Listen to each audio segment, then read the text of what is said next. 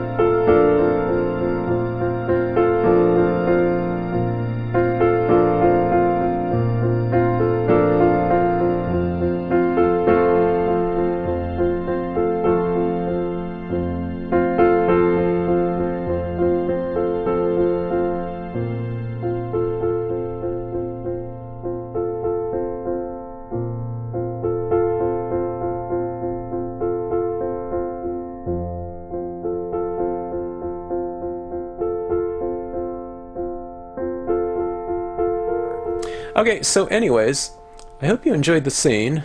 It's a bit, of a longer, type of thing. It's certainly faster on photo stamping because you have all those colors already established in here, but you really do have the opportunity to really control your world when you're stamping on top of white paper. Now that was just kind of my experiment and my demonstration on how I use alcohol inks too. So in just recap, I start light.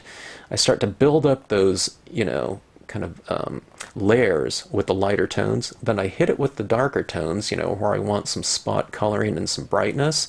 But I go back in with my lighter tones and just kind of spread it around. And one of the things about glossy cardstock and or photo paper using alcohol inks is you can really spread things around after the fact. It's one of those times when you apply something, it can actually be removed in terms of a type of ink.